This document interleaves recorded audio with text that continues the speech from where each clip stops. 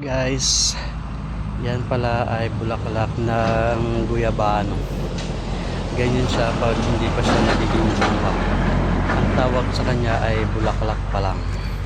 Ayan siya, napakarami niyang bulaklak. Ito ay puno ng guyabano. Ayan, malit lang siya, tapos napakarami na niyang bulaklak. Ito yung kanyang mga saan ba yun? Pinagtanggalan ng bulaklak. Ayan. Ayan. Ibig sabihin yan, yung mga natanggal na ng bulaklak, maganyan, magiging bunga na yan siya. Ayan, napakarami niyang bulaklak. Ito. Ayan, mga bulaklak pa lang siya, hindi pa nagiging puno. Kasi ito naman ay hindi siya bunga. Yan ay bahay ng mga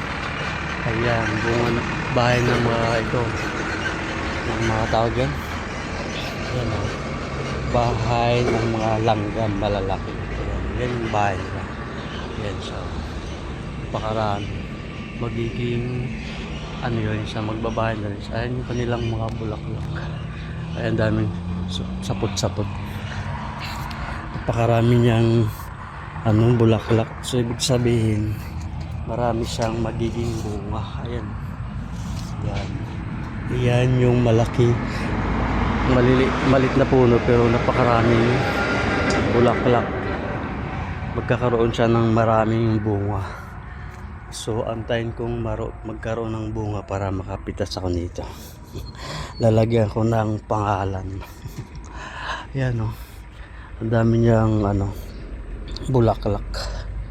Bulaklak pa siya ngayon, tapos magiging puno, magiging bunga na rin siya. Tingnan ko ito. Ayan, ayan, ayan siya, bulaklak siya, tapos ayan na siya, yan ang magiging bunga niya. Magiging bunga pag nagtanggal ng kanyang mga ganito, yung parang heart. Guyabano siya, pero yung kanyang mga balat pa heart.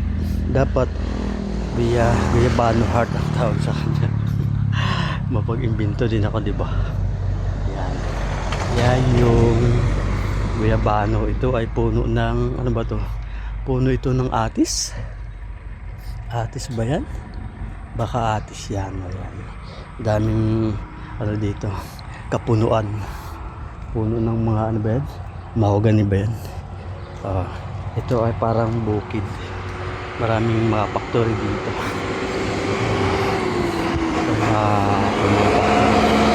Tapos may gagasa sa kanya.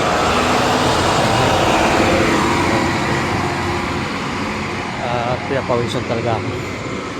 Kaya at hanggang dito na lang, matubig, maulan.